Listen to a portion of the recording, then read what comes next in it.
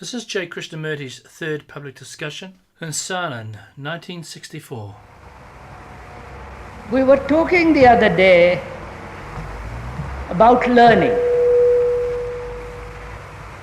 We said that we acquire learning through study, experience, and being taught.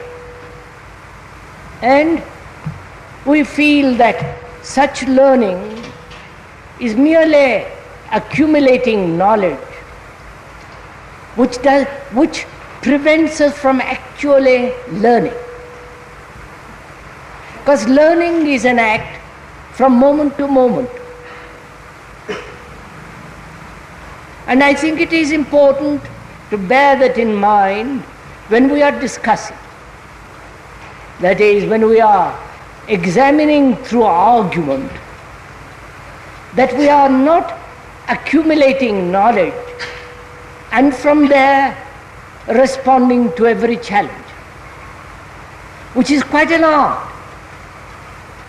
Because for most of us, learning implies accumulation, gathering of memory, and from there responding to every or to any future action. And so when we are discussing, we should very clearly bear that in mind, that we are learning, that we are not being taught. The speaker is not teaching. And therefore we are together cooperating in learning.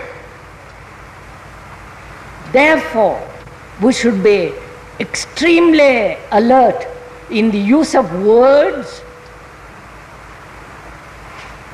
being aware the source and the meaning of those words,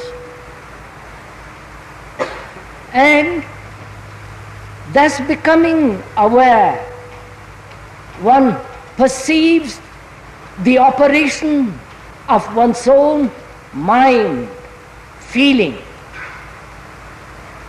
All that implies when we are discussing learning, the use of words, and the background of ourselves from which the words spring. All that is implied when we are discussing. Otherwise, discussion merely becomes argument, exchange of opinion. And then we shall not go very deeply in the matter which we are concerned. So having said that, what we were discussing yesterday was, it seems to me, something rather important. We were saying that we approach all our problems from the outside, from the periphery, from the boundary, and then work from the boundary inwards.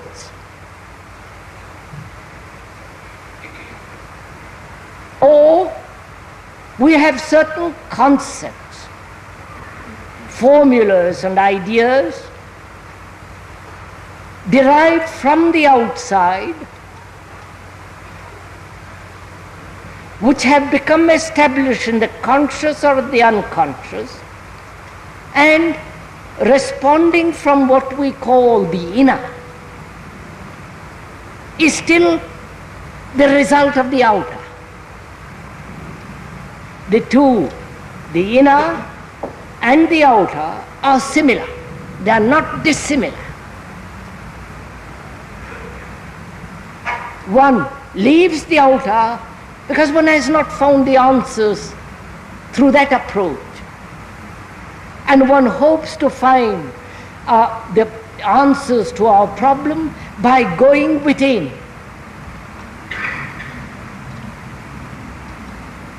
This going within is the reaction of the outer. The two are not separate, they are a unitary process. So, we were saying yesterday, I hope you don't mind if I talk for a few minutes. We were saying yesterday that this inward and outward approach, being the same, similar, and therefore always directive, always a purposeful, going towards a certain goal. And therefore it's already predetermined. And when one sees that very clearly, then there is no directive at all. And we said also yesterday that we are so concerned with the secondary issues, which is the very essence of the bourgeois, that we never find for ourselves a flame, a source that keeps itself uncorrupted, clear, flaming, without our adding to maintain, to sustain that flame. That's what we said yesterday.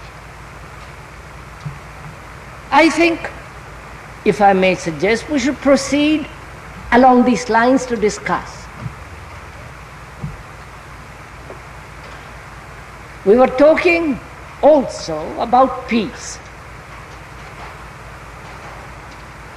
We said peace is a byproduct. It's not an end in itself. Like virtue, it is not an end. It is a byproduct. But if we are concerned with the byproduct, we shall not be able to go beyond the limitations of the byproduct, of the second ratio.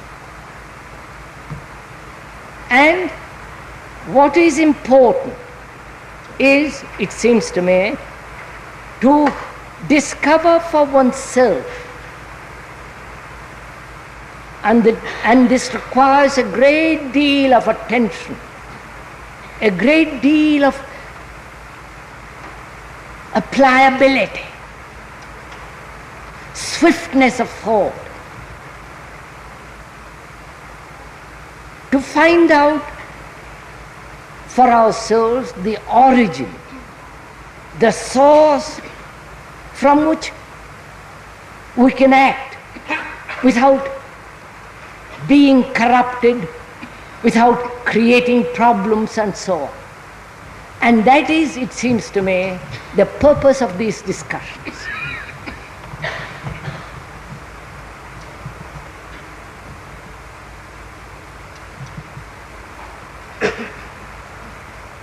So what shall we discuss this morning?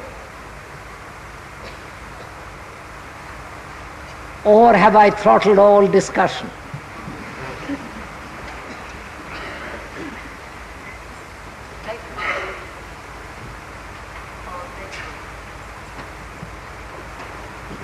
Sensitivity. Come on? Sensitivity. It is suggested that we discuss our conditioning, the background, the limitations. And also it is suggested that we should discuss sensitivity.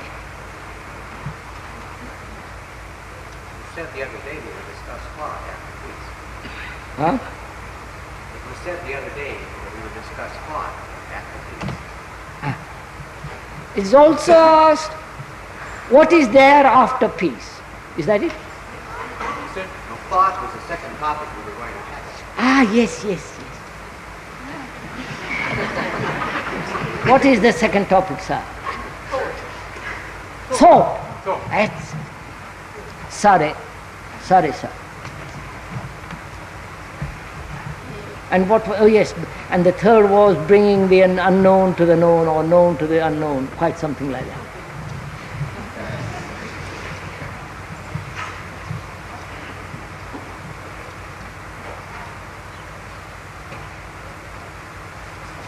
It is suggested that we discuss the whole mechanism of thought.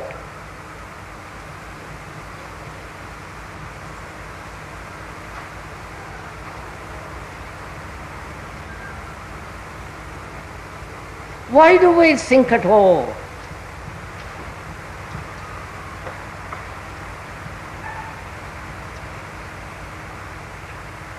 What would happen if you didn't think?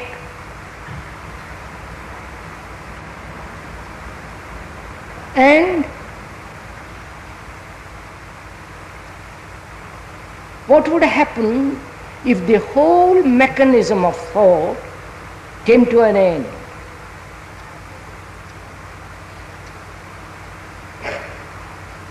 Would we function as savages, as primitive people?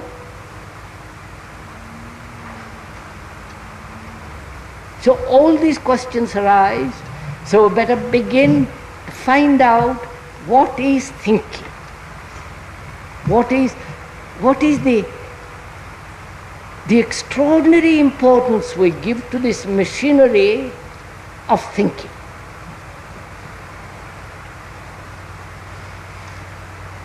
I don't, but you do. So, in discussing, as I said, we are learning. We are not being dogmatic. And to learn, you need to be sensitive. Moment you are dogmatic, assertive, aggressive, you cease to be sensitive, and therefore cease to learn. So sensitivity, intelligence, and learning go together. You can't separate those three.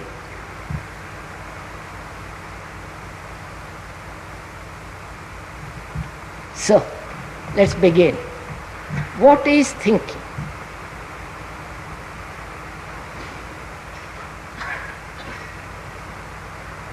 Then we can find out why we have given such extraordinary importance to the intellect.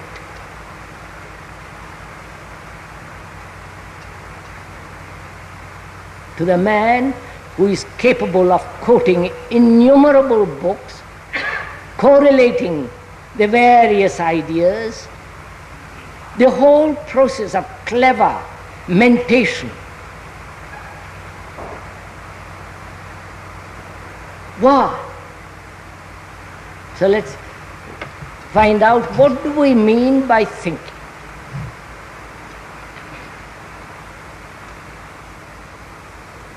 Or does it take long time, all this? It's once of memory. Huh? It's once of memory to a challenge. Yes sir, but we go through all this business, can't we jump at something else? It's a movement of the mind in terms of ideas that occurs to my mind whether I want them or not. I don't want all these thoughts into my mind. The gentleman says it's a the mind in relationship with ideas is thinking.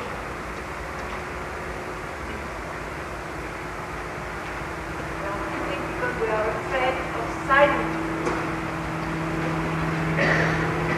As we are afraid of silence, we begin to think.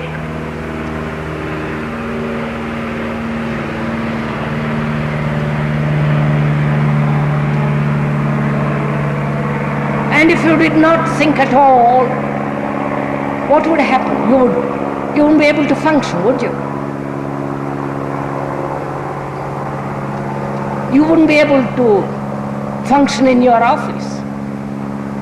You wouldn't be able to recognize your house, your family, this number of this street, and so on, so on, so on.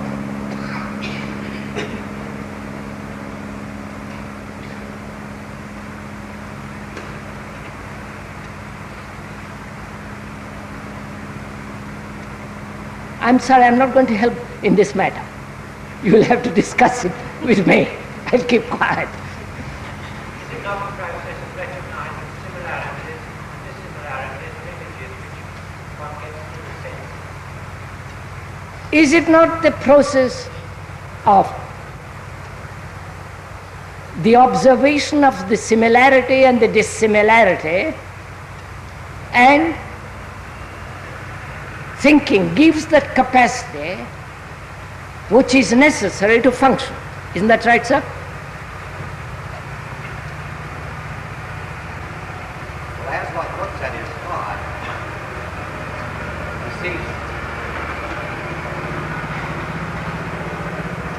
sees. Sir, wait a minute. You see, I want to get it quickly. You know what a drum is, don't you? The big one and the little one. It's empty,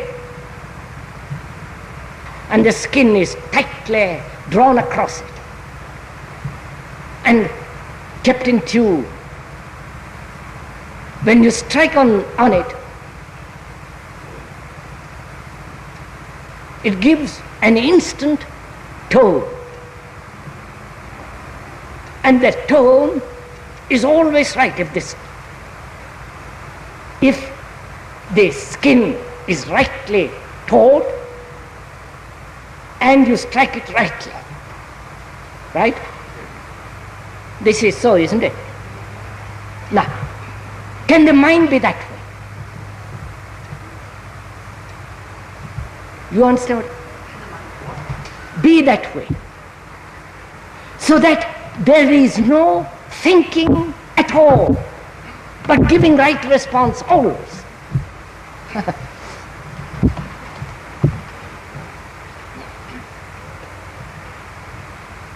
Whether you're in an office, at home, playing, climbing, walking, enjoying, looking. We know what the whole process of thinking is, which is fairly mechanical. If you have read anything or watched a computer working, you would know what is involved in thinking. That is association,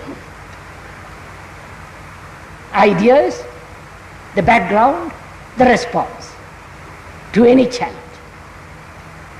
That all the computers are doing. They are doing very well, because the computers are given tremendous lot of information on tape, and according to that information they act instantly.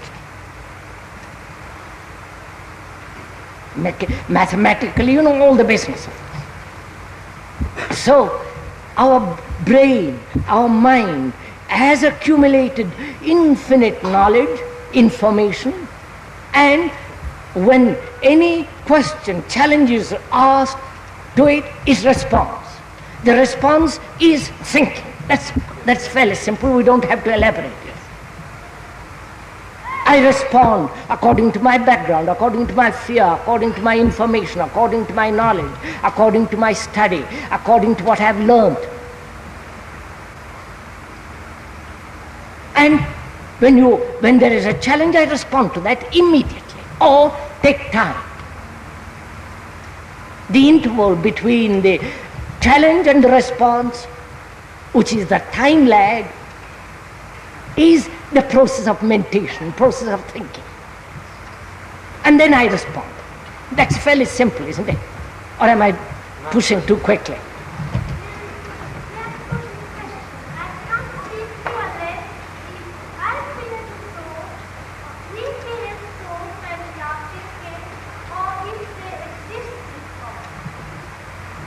Oh mon Dieu, je n'avais pas compris.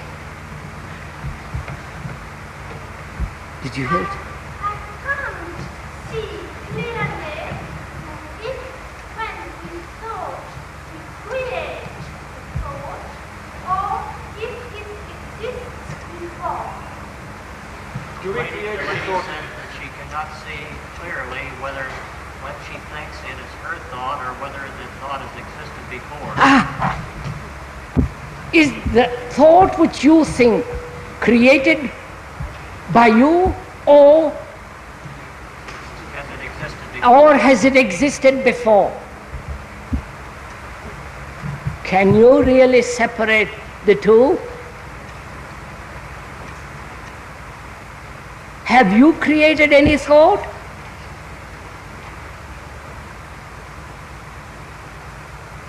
Created in the sense original. Or you are replying to all thought is the response of the collective memories.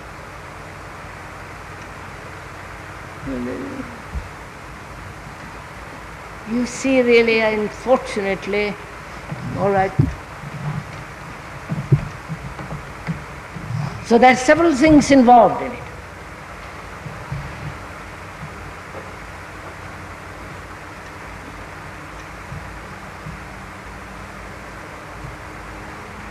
We have accumulated knowledge for 2 million years or perhaps more or less. We have acquired tremendous information. It's stored up. So the past, which is the time, which is accumulation, which is the background, which is our conditioning, that is the past. Right? That acts in the present.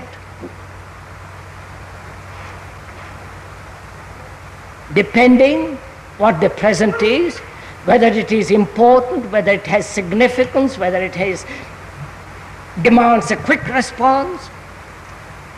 So the past is acting through the present and therefore conditioning the future. That's one state, that's fairly clear. Then there is this thought and the thinker, right? The thinker who says, I am thinking. Or you say the thinking creates the thinker. Je pense, vous savez, you know that. I think I am, therefore I am. If I didn't think, I'm not.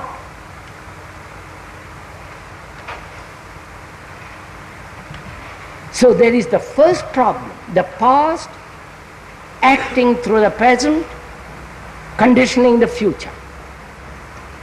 Then we can go infinite details into that.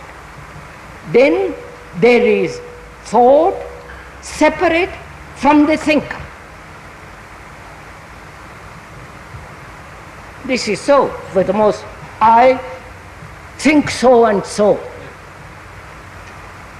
I feel or I am angry. There is a division between the thinker and the thought. Again, that's fairly clear. Then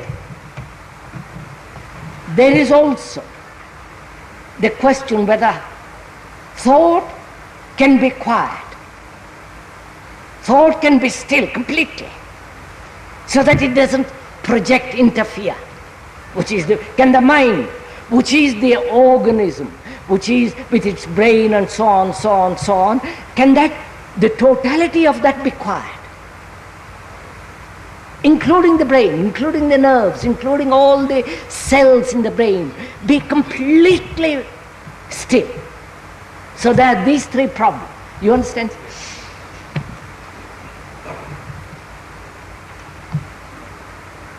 Right? Shall we go on? Am I going on or are you going on?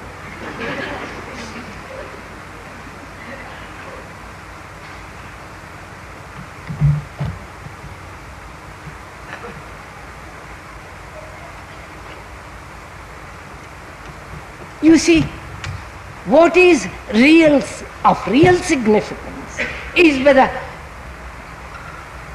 what takes place when the nerves, the cells of the brain, and the totality of consciousness, which is fairly trivial, when all that is completely quiet, if it is possible.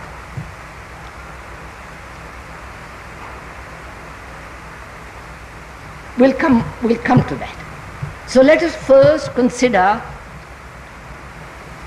what we first said, which is the past acting through the present, and so creating a future which must be conditioned or modified according to the present, which is shaping, which the past is shaping.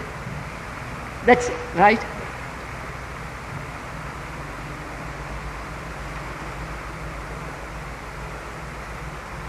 Please see how important to understand each one of these completely, these three. Otherwise, what we are going to come to will be confusing. The past is my condition.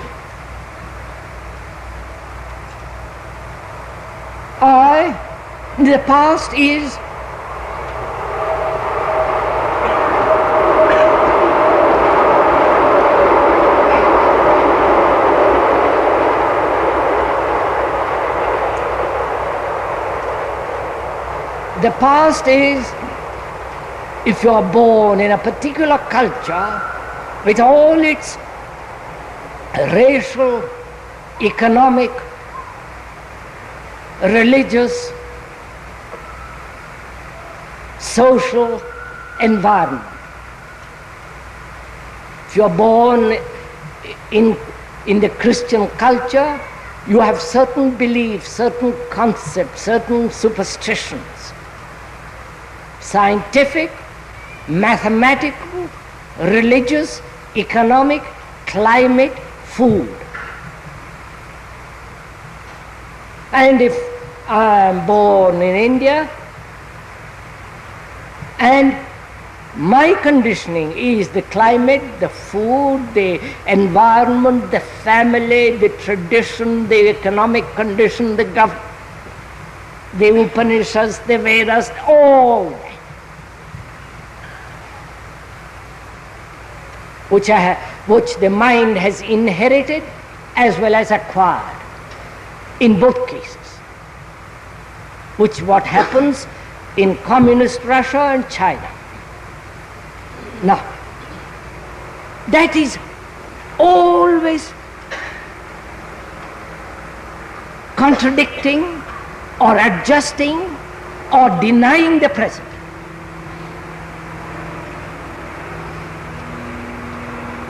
Right? So, there is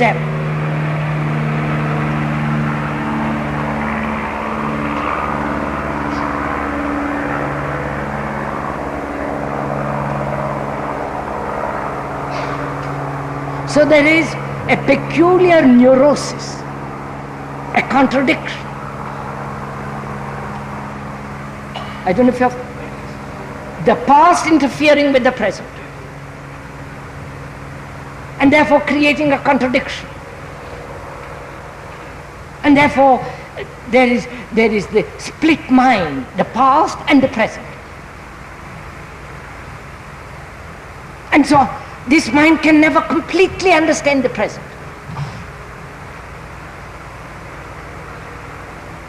And so there is a contradiction, which I don't quite understand why this contradiction arises. It becomes a greater and greater and greater problem, and thereby I develop a peculiar neurosis.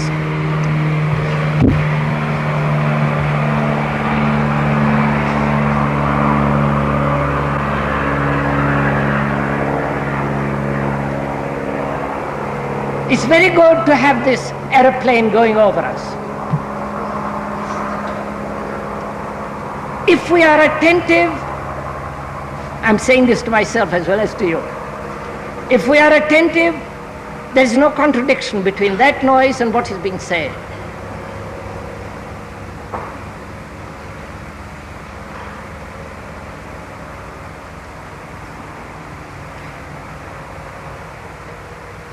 only it prevents one from going into it quickly. So, the past becomes the rooted element in me, in the mind. The past then becomes the I, the memories, the various forms of demands, urges, contradictions, demands of self-fulfillment, fear, you follow, arises from this past with which thought has identified itself, which becomes the me as my house, my wife, my family, my husband, my prop, and so on and on and on and on. So, having rooted itself in the past, it cannot meet totally in the present, and all its encounter with the present is partial and not total, and therefore problems. Right? This is clear, isn't it?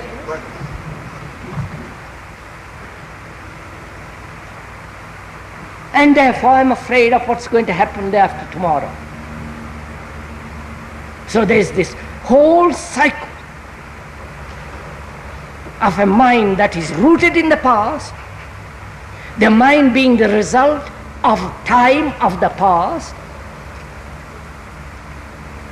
being my tradition, my race, my culture, my history, my family, my name, experience, knowledge, study, what I have been taught, and so on, so on, so on. The whole of that is the me. The me which thought has identified itself as a separate entity which calls itself as the I. From that I function.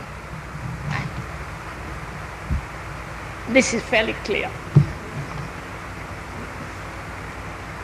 And as long as that I is strong, violent, aggressive, expressing, demanding, pushing, driving, ambitious, the greater the conflict. And that I is being encouraged all the time through society, through competition, through success, through various forms of psychological impressions that society pushes upon it. And society is created by this I, which is again fairly simple. So the society and the I are not two separate states, they are a unitary process, right?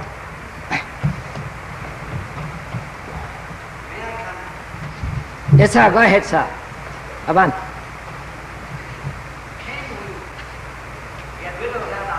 I'm coming to that. I'm coming to that.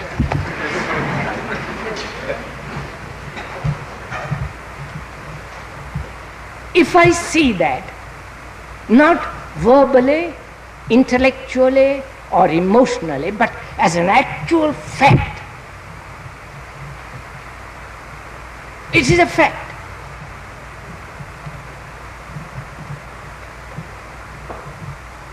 When one sees that actually, that is what is creating problems, not the present, not circumstances, not the death of my wife or my family or whatever it is. It is that rooted state of mind in the past that creates the problems. And a mind that says, I will not have problems. We discussed it a little bit.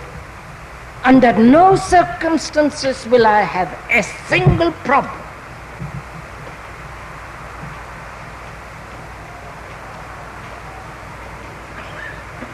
Because problem implies conflict, conflict implies effort, effort implies contradiction, which is the I responding inadequately to the present, right?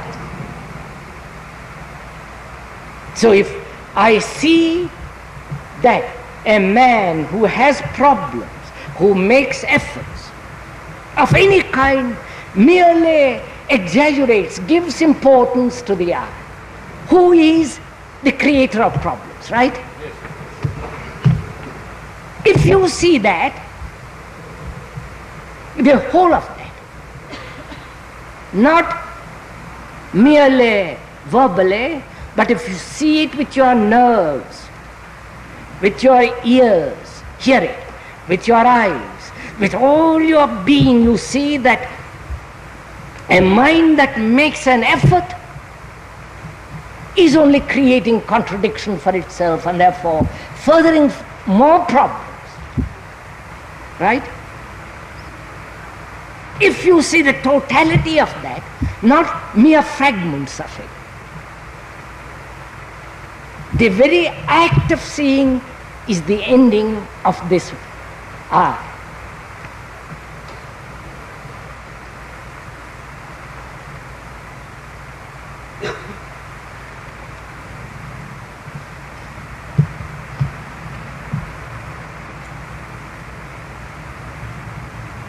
You know, I'll come to it presently.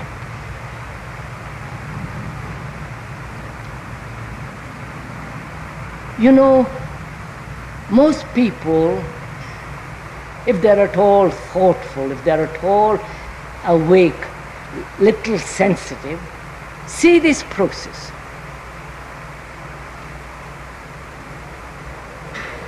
And so they say, let me identify myself with something much greater. So they substitute God, the state, the nation, a purposeful, ideological, utopian future.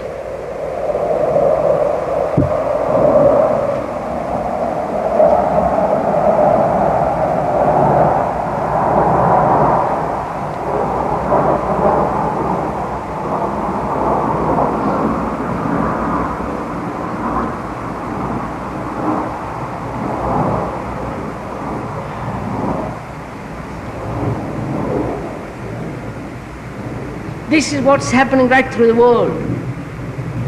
Gods are no longer important, but the state has become very important, or the family, or the demand to identify oneself. You know, this is what's happening in the world. So when you see this total process, because one sees a mind that has a problem is a dull mind and is never free.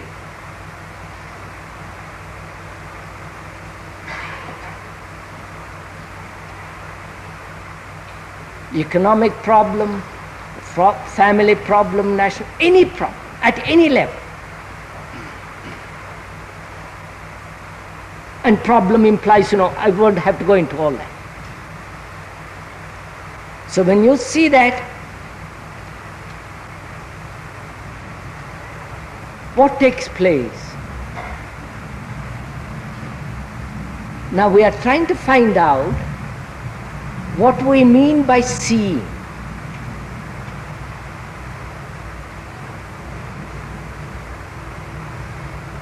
What we mean by understanding.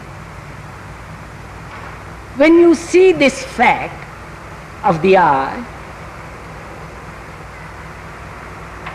when you see it, then you say, I understand. What is there to understand? What is there to see? You're following? I wonder if you're coming with me. There's nothing to understand, nothing to see. It is so. Am I making myself clear? There is that airplane going over. You hear it. That's all. But if you resist it, it becomes a problem. Right? I wonder if if I'm making myself clear. Right, sir? Very. Now, I use the word see and understand. There is nothing to see or to understand. There is only a complete attention to that fact. Right? I wonder, am I... It's very... No, you all agree. It's very important to see this. This complete attention is out of the mechanism of the others. Is... If I have to learn the plane, I have to forget you. No. So Yeah. I have to use my choice. I have to choose. You mean?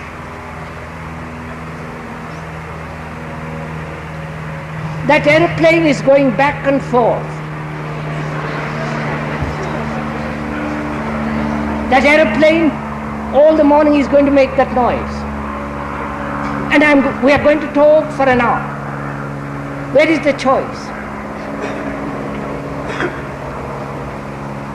Right? You're listening. There is no choice. You don't say, by Jove, I must listen to him and not to that.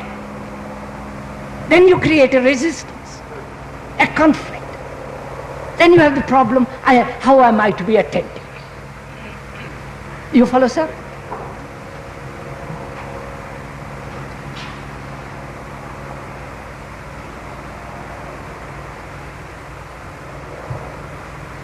You know, this demands a tremendous quality of a mind that is very sharp, quick, sensitive, disciplined.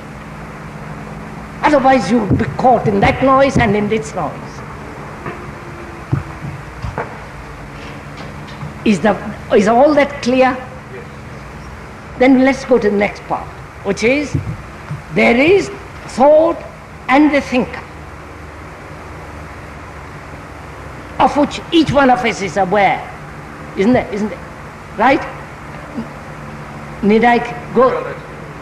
There is the observer as the thinker and the observed as the thought. Right? I want to go. I don't want to go. I think this. So there is the thinker separate from the thought. And the thinker is always trying to control thought, change it, shape it, alter it, give it a continuity, all that. Is this clear? Now, we have accepted this state as the thought and the thinker as two separate entities or two separate processes. But are they? Or is there only thinking and nothing else?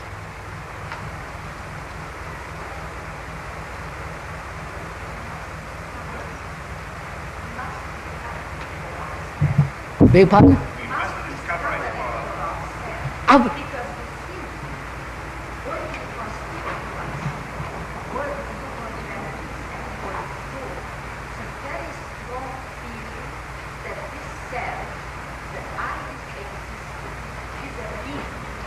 You have to be much shorter, madam.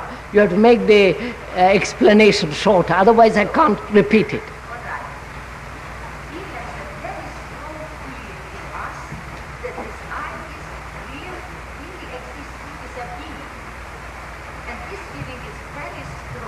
Yes, that's right. And I want to know now to find out what makes, but very simple, what makes the strong feeling which in every one of us is felt?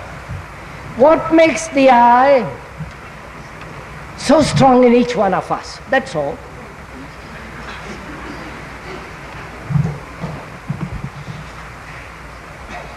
What makes it strong in you and me? Why? Huh? It's so clear. Why do you ask him? Huh? Need we have to go in that? The difficulty to see that this is thought rather than. What's that? The difficulty is to see that this is thought Rather It's than not thought. What makes the eye strong?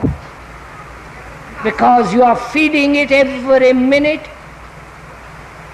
by giving it a continuity. Please, it is so. My house, my family, my exercise, what I have learned, what is my,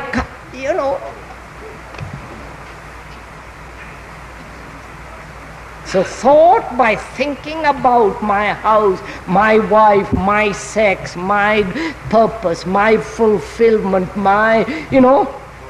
gives it vitality, energy, sustains it, vitalizes it.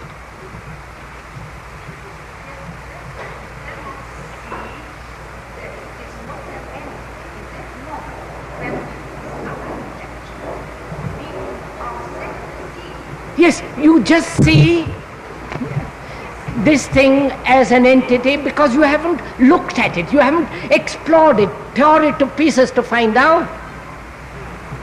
And which we have done just now.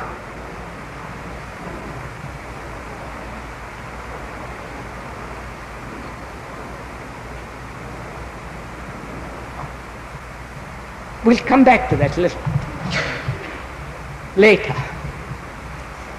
Then there is this division between the thinker and the thought.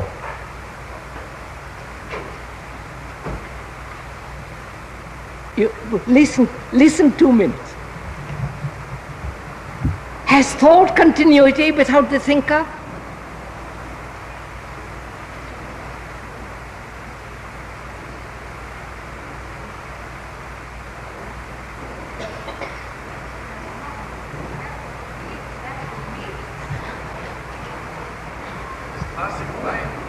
What's up?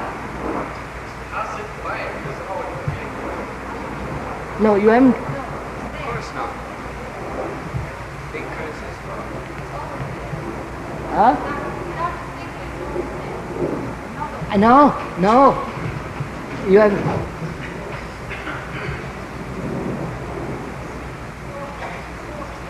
I said, without the eye, without a center, without the observer, has thought continuity. Please, this is one of them, sirs, this needs a great deal of inquiry, feeling, thinking. You're so quick in answering this. seems like the logic and the sense of the thought has continuity.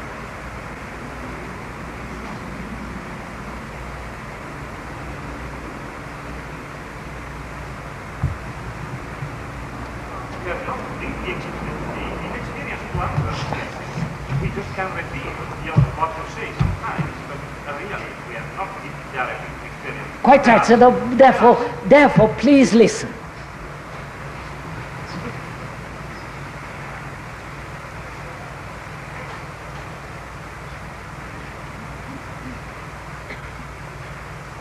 You see, it is terribly important to find out that the mind can be tremendously active, sensitive, alert, awake, completely attentive without effort. You understand? Otherwise it is not alive. Otherwise it's a dull instrument. So to find out if the mind, the totality of the mind can be completely awake and alert, you have to find out that it can be free of effort. Right? Which means the inquiry into duality. Right? And duality must always exist if there is a division between the thinker and thought. Right?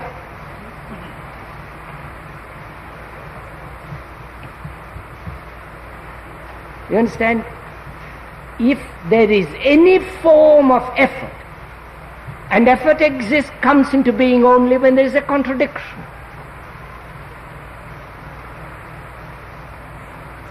So, I see, not the speaker sees that as long as there is any kind of effort in any direction, at any level, conscious or unconscious, the mind, the totality of the mind is dour, made insensitive.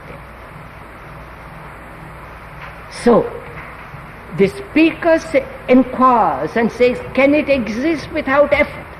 And yet at the same time not vegetate. Be astonishingly alert.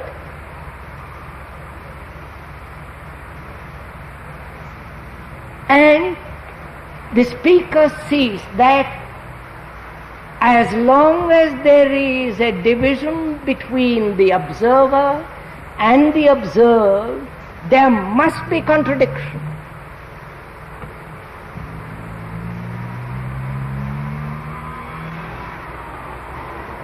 So he says, what gives continuity, please listen, what gives continuity to this division? You understand? Are you following what gives this continuity? What gives continuity? What sustains this division, this duality? Don't answer me, please. You have not put the question, I am putting the question to you. So you have no answer.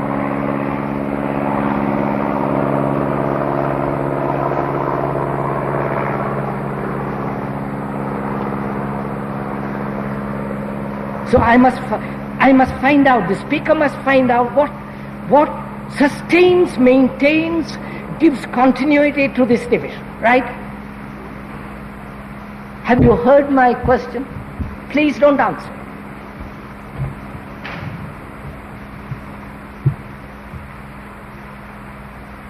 What gives it continuity?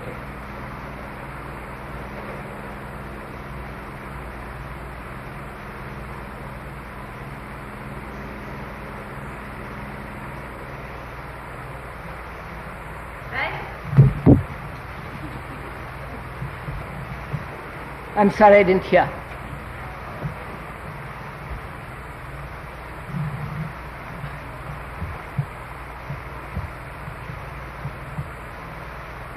See, I'm putting the question to myself. I haven't put this question before to myself.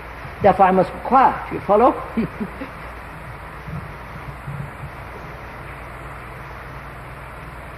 I must feel around. And what I find must be true, not just a whim, a fancy, a passing idea. I don't know if you're following. Are you following all what I'm saying? Here is a new problem which I'm putting to myself. What sustains, maintains, gives continuity to this division? And I'm feeling around. Are you? Huh?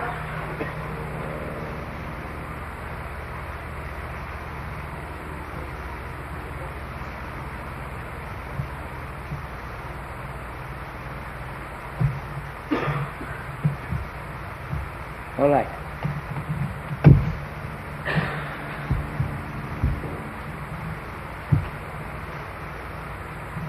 So my concern is not the division between the observer, the thinker and the thought, but what sustains the division. I moved away from, you understand? I moved away from it altogether. I said, what sustains this thing?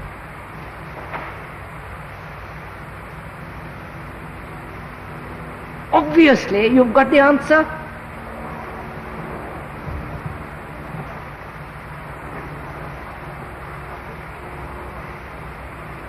Obviously, desire.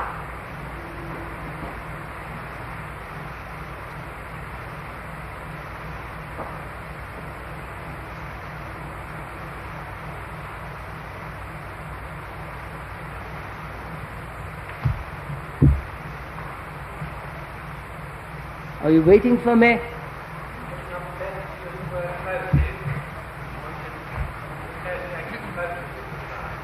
Yes, sir, this is the motive. Motive is the desire. Let me talk a little bit, will you?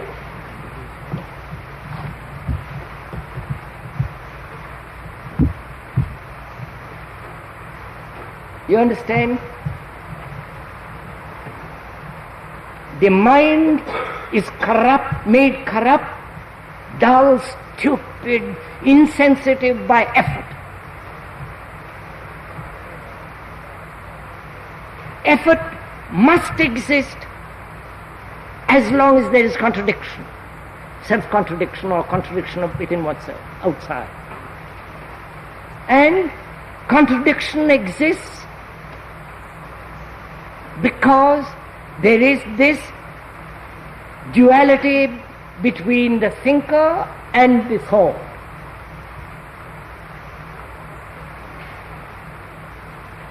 As long as this duality exists, there must be conflict. I see that. Then I say, what sustains this, gives continuity to this division? I said desire.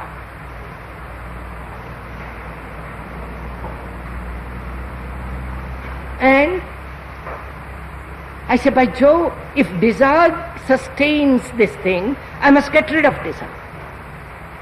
You follow? Then I begin to find out what is desire. Are you following this? I see very clearly how desire arises, as I explained the other day. Need I go into it? Yes? No, thank you very much. I don't have to go into it. Right? So, I see that. So I see that thought, thinking about something continuously, gives sustenance to this division.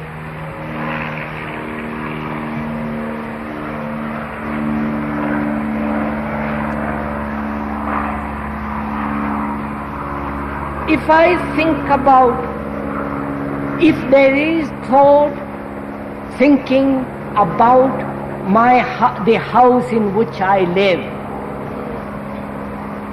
the furniture, the carpet, the name, the beauty, the view from the window, it's my, I've given it continuity through desire, haven't I? Very simple. The same thing with regard to sex. The more I give, there is the pleasure of thinking about it and giving it continuity. The desire.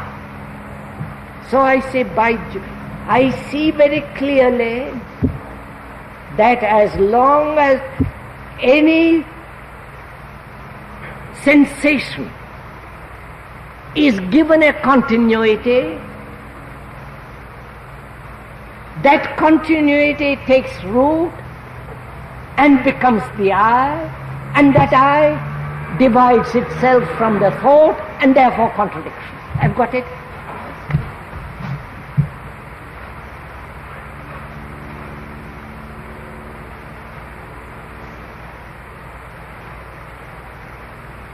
So, this inquiry demands a great deal of attention, so that at any moment the I doesn't come into being.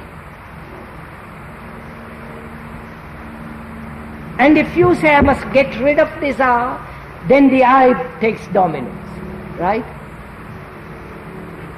Because in that you give conflict and contradiction and therefore sustain the division.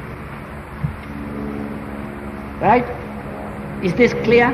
We'll discuss it if it isn't clear tomorrow or another. We've got several days more. Now if I see the whole mechanism of thought, the past adjusting itself inadequately to the present and therefore conditioning the future, And also I see completely this division between the thinker and the thought, and sustaining this division. You're following? Then I ask myself, is it possible to live in this world without either of those two? That is, be completely empty all the time, like the drum, and yet be so attentive that every challenge demand responds immediately and correctly. Am I explaining myself? Unless you have understood the other two, you can't possibly come to this. You can't say, well, how am I to empty mind? That's the most puerile question.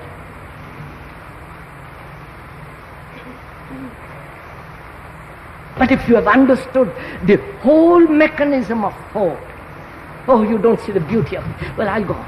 The whole mechanism of thought and the division that thought creates between the thinker and the thought, and all the everlasting conflict. If you see that, not understand it, not see the fact and how to understand the fact and all that stuff, but actually see it, then you will inevitably, naturally, as the water flows down, as that river flows down, you're bound to come to this. So that your mind is astonishingly awake.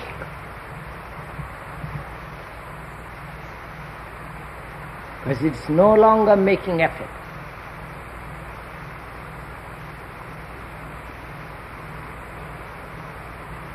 And then it is constantly empty. Not emptying itself. You can't. Then if you try to empty it, there is the emptier and the thing to be emptied. And therefore contradiction and all the rest of it.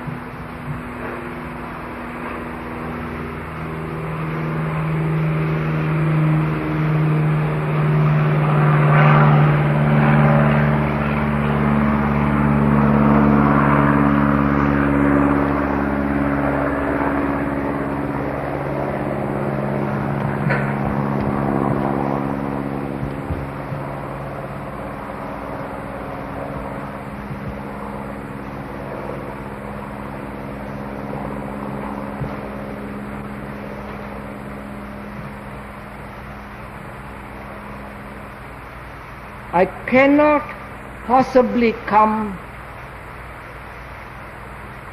the mind cannot possibly realize for itself this peculiar quality, this strange essence of emptiness, unless it has understood logically, sequentially, deeply this whole fact of the past, the present and the future as time, and also the thinker and thought and the duality involved in it. If that is not seen, if that is not observed, seen, understood and gone beyond, for there is nothing to understand, it is so.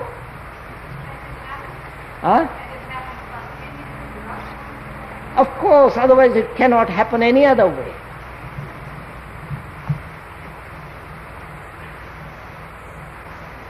It is not spontaneity, it is clarity.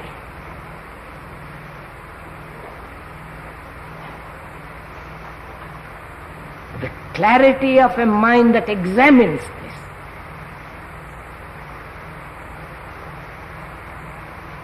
I have examined it. You may not accept, you may say it's all too rubbish, it's too Oriental nonsense or something or other, and brush it aside. You're perfectly right to brush it aside. But you have to look at it, exercising your reason, your capacity, your inquiry, your vitality, attention. And from there go to the next. not sequentially. If you are alive, you can jump to the right, to the ultimate thing, which is to empty the mind. Mind being completely empty.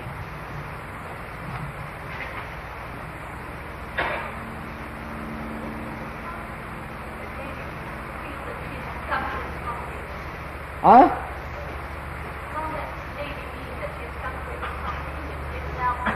Maybe.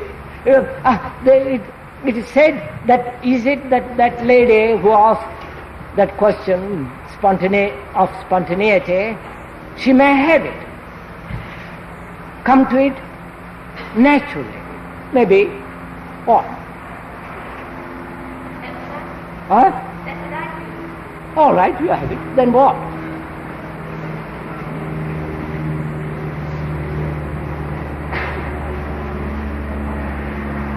You know, one has to be terribly careful not to be in any kind of illusion.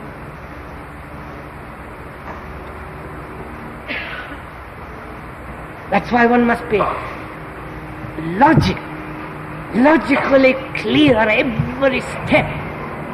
Otherwise you get lost in a kind of woolly idea.